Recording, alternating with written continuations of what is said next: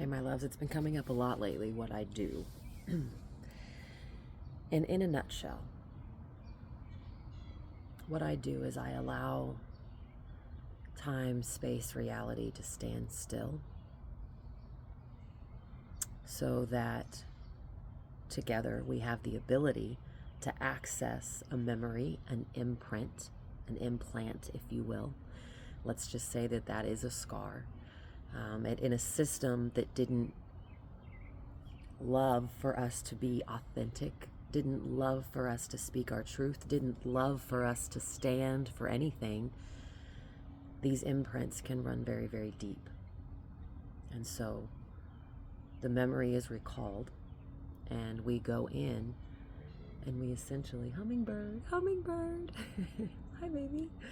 There's been several coming back.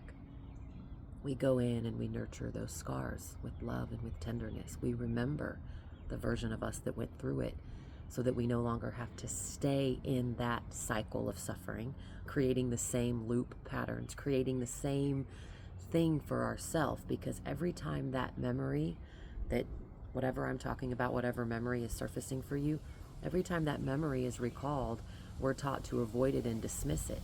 And if we continue to do that, it's going to cycle back around every time your soul knows that you're ready to honor it with love and release it.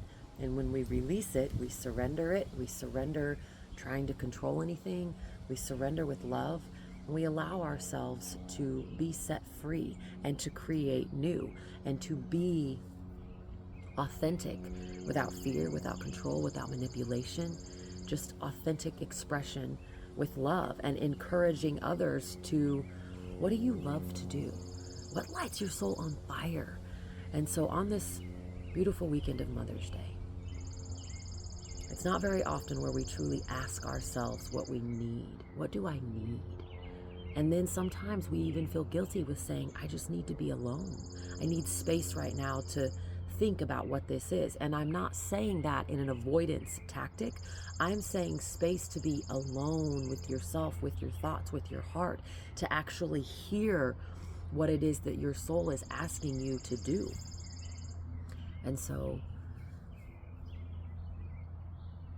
as a gift, as an offering, I would love if each person watching this asks yourself,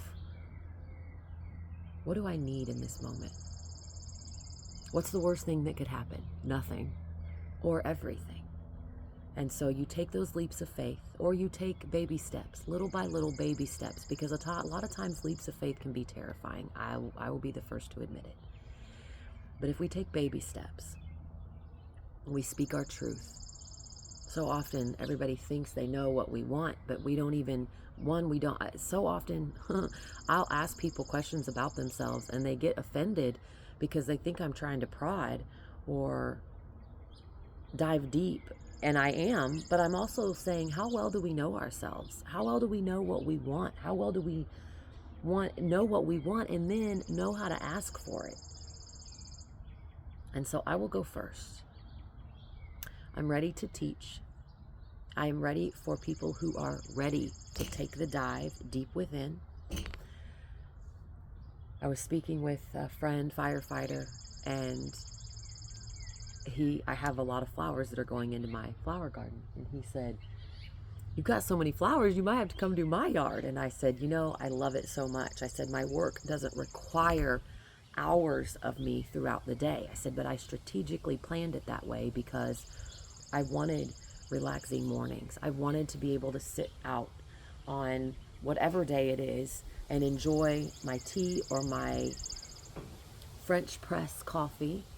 I wanted that time and space to be gentle and loving. But also, yesterday morning, Friday morning, I got up at 4:30 because I was awake and I went to the gym.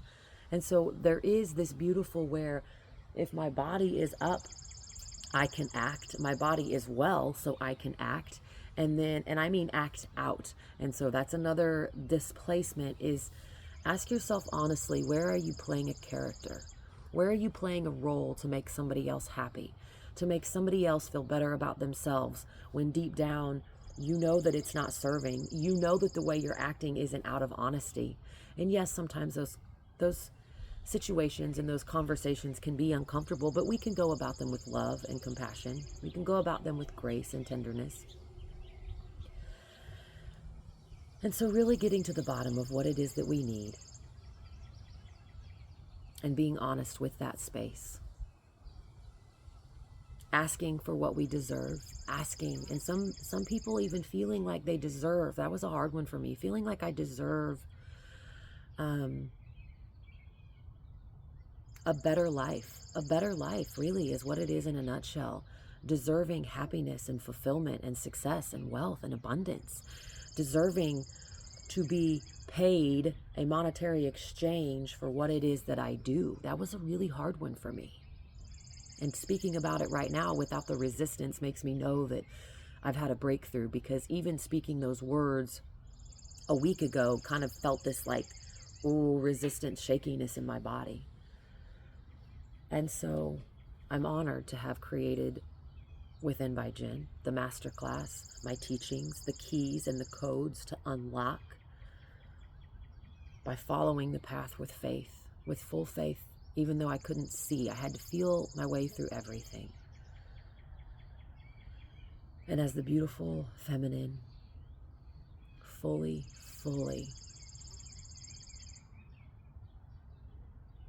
rises, ignites within. And for many, it will bring you to your knees, because it is so compassionate and so loving. This love has been so far removed from everything that we are for so long that when you feel it, it can be uncomfortable. It can feel like, why does somebody care so much? Why are you asking these questions? Are you going to do it to hurt me in the end? And that's not what it is. It's so pure and so beautiful. And everybody deserves to feel it. Everybody deserves, I say that piece of it, but it is the whole. To be whole and complete, and then to actually click into place in the whole of all existence. The small and the large, the whole. And to be a part of it is a dream come true. It really is.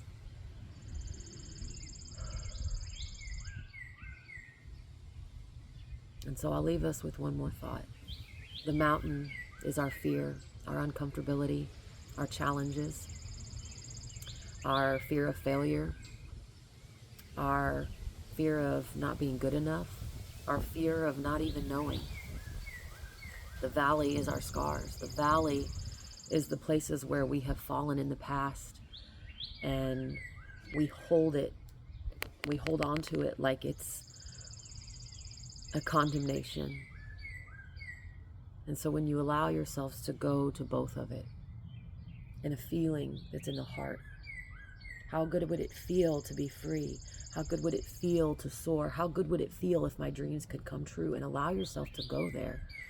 When you allow yourself to feel it, simultaneously, you're going to feel also the point of release, the point of ignition, where you need to go to unlock yourself from a lower state of dimension, a lower frequency, to access the higher codes. And now I'm not saying that you'll immediately be in that highest timeline. Maybe you will, that's not for me to say, but to unlock from every rung is a beautiful gift. And your tears that you allow yourself to cry, nourish the scars. They nourish those valleys so that you ultimately become the living water. You walk on water because your scars have healed. You've honored them, you've loved them, you've nurtured and tended to them, you've tended to your garden. And when all of those, that final like snip, and then you get to cut that cord where the scar was in your entire body, all the way up to the top, and you cut that cord and you know it's time to fly and to soar. And you breathe and you breathe, and the breath brings you to the present moment of all that is, of everything that you have moved on from, of everything that you've allowed yourself to look back on and grow through to become all that you are and all that you're meant to be. It's mesmerizing. It's mesmerizing.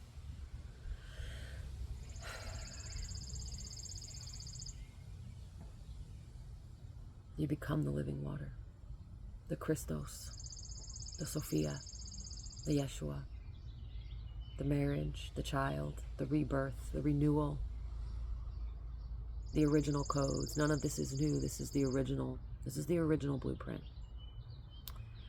The way that we were created before manipulation and control got a hold of it, before greed got a hold of it. The originality of the human DNA. That's where it's at. That's where our pure potential is. That's where our genius, our miraculous presence is.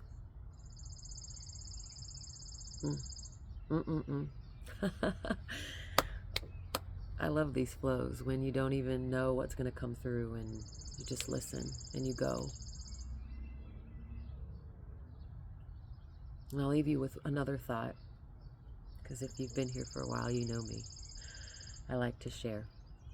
I was at my little brother's wedding in Colorado this last weekend, and I was on Saturday morning. I just wanted to go sit and have a coffee and kind of write some, which a lot of times, right now I'm writing on where I should put my flowers and what pots they would look good in together.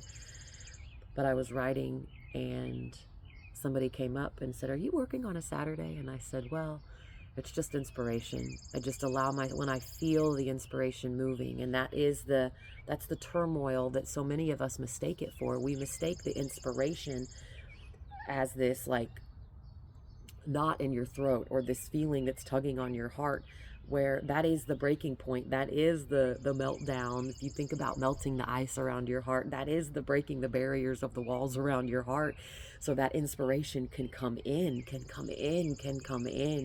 And all you have to say is, welcome, welcome, welcome. I love you. I embrace you.